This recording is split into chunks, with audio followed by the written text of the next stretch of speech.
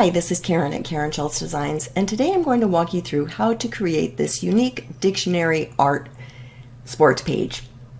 In the world of art, creativity knows no bounds. It finds inspiration in the most unexpected places, and one of them is a page from a dictionary.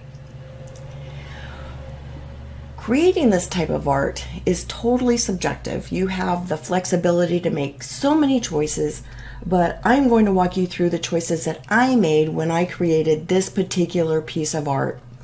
First of all, this is the final product, so I'm going to go ahead and just delete that. And we're going to start with this dictionary print right here. I have a set of dictionary prints A through Z in my shop, and that is one of the pages that I'm using. But if you don't have that package and you want to scan your own dictionary pages, that's fine. You just need to be aware of copyright rules if you plan to use it for anything other than your personal use. I chose the H page because the word high-spirited is here, and the picture I'm using is of my grandson, who is rather high-spirited. He is taking Taekwondo, and he had just passed a belt test. He was very proud of himself, and so he made this pose. And of course, we were very proud of him too. And he struck this pose for me. I snapped a photo of him, and then I ran it through Midjourneys to apply the anime style to the photo. And so that's why it looks like this. So what you'll do is open any photo that you want to use, one that has a focal point like this and maybe a plain background is probably the best to use. But go ahead and open the photo and place it on a layer above your dictionary print. I'm just going to move it right down here. And then what you want to do is go ahead and experiment with blend modes until you find something that you like. So I'll click on the down pointing arrow next to normal here in the blend mode options. Click on the first one, and after that I can use the down pointing arrow on my keyboard to cycle through the different blend modes quickly and easily. Find the one that you like the best. Let's see, that was hard light. Linear light looks pretty good. Pin light looks pretty good too. Depending on what your image looks like or what colors are your images, it's going to depend, the blend mode that you use is going to depend on the image that you use. And I like hard light, so I'm going to leave it at that. I like the look. I would like to get rid of these edges of the background here, so I could use the eraser if I want, but I prefer to use a layer mask since it is a non-destructive method, and I can, if I make a mistake, I can easily fix it. So in the layers panel, make sure you're on the photo layer and then add a layer mask. We'll do that right down here. Make sure your foreground color is black, and I'm going to just click that double pointed arrow to make sure that I have black as my foreground color. We want to select a brush. We want to make sure the brush is completely soft. The size will depend upon, again, what image you're using. I'll start with 150, and we want the opacity at 100%. Then again, just click on your mask to make sure it's active and just paint away those edges. And you can see that the newsprint is starting to show through where the photo background was before. And I'll come back to that area in just a minute. Go all the way around here. Probably could have used a little bit bigger brush, but I knew there were some smaller areas here that I wanted to get. I'm going to make my brush a little bit smaller by pressing the left bracket key on my keyboard. And if you make a mistake, no worries. All you have to do is change your foreground color to white, and you can paint that color right back in. And that looks good. I'm going to go ahead and leave it like that. I do want the image to be a little bit darker, so let's go ahead and add a levels adjustment. So click on your adjustments. If you don't have that visible, you can click on Windows and click Adjustments here for that to show up. This is the levels adjustment option, and this opened up off screen, so let me scoot it over here. Let me try, there we go. Here we go. Okay, All right, so let's make this just a little bit darker, just a little bit. I like it just like that. That looks good. Go ahead and close that. Go back to our layers panel, and I want to make sure that the levels adjustment, that was the mistake. Get rid of that one. I want to make sure that it's affecting only, wow, I have two of them on here, sorry. That's when I was trying to move the levels adjustment over to the screen. So we want to make sure that the levels adjustment is affecting only the photo. So what we need to do is make that a clipping mask. So hold down your Alt key, hover your mouse between the levels adjustment and the photo, and left click your mouse, and now it is affecting only the photo and not the dictionary print itself. I don't like the dark print on his face and on his body. I want some of it there, but not all of it there. So to get rid of some of that, let's go ahead and make sure that we are on the photo layer. Hold down the Control key and click Add a New Layer. And that layer then, because we're holding down the Control key, will fall below the photo instead of above it.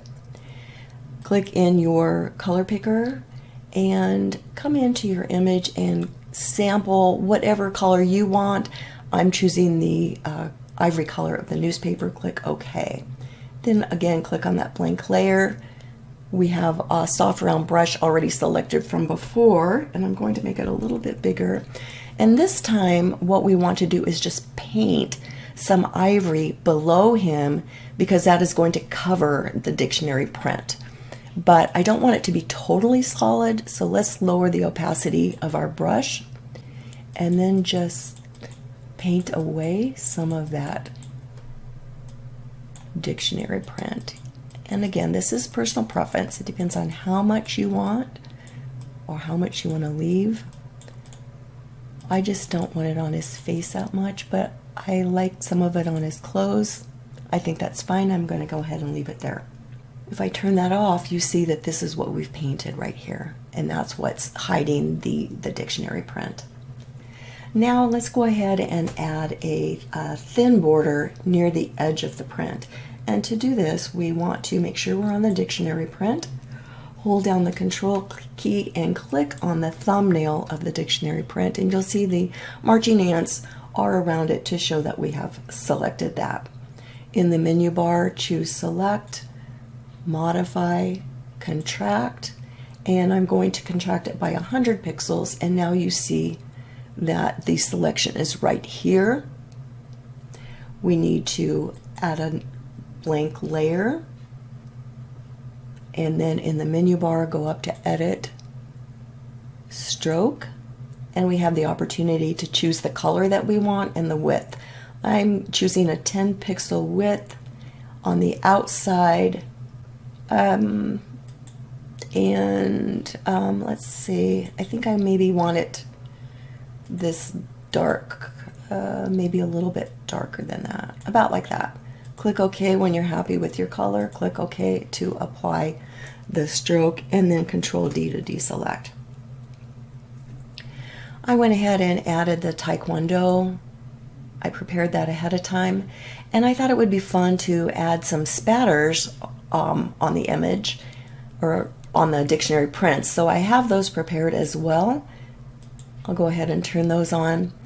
You can make your spatters with a brush. You can use pre-made spatters or graffiti, and then you would just color those spatters with whatever coordinating colors you have chosen from your image here. I don't like the fact that the dictionary print is so solid. It's really harsh. So I'm going to click on the dictionary print, hold down Control, and add another layer here. And again, I'm going to select the ivory color and hold or press a G on the keyboard, and the paint bucket tool will fill that layer with that ivory color, which is what I want. And now let's go ahead and lower the opacity of the newsprint. That's a little too much, maybe right there. And actually I think maybe he's a little dark, so let's lower the opacity of the levels there a little bit. And that's looking a little bit better. I do want the edges of the print, the outside part of the stroke, to be a little bit darker. So let's go ahead and click on the dictionary print, grab the Marquee tool, and using the border as your guide, go ahead and drag out a rectangle. Go up to select, inverse, and then Control J, and that's going to copy the edges of the newsprint. And again, go ahead and choose a blend mode to get the look that you like. You may choose not to have it darker at all. I kind of like it darker. It seems to kind of corral it. I actually kind of like it a little bit lighter too, but I like that, but it's a little yellow. So let's see if we bring that down a little bit more, if that'll help. And I like that. That looks good. I also added an optional texture below the photograph, and that lightened it up even a little bit more, and I did like that as well. So that's about like that. I like that. I might even make this a little bit lighter. I like that. That looks good. I'm happy with that. And so that's how I created this page. So I hope that these instructions will provide a visual for you, and I will put a link to the blog post where I have the written instructions, so you can have those handy if you're actually creating a page yourself. Thanks for watching. Please show me any pages that you create. I love to see them. Thanks. This has been Karen Schulz of Karen Schulz Designs.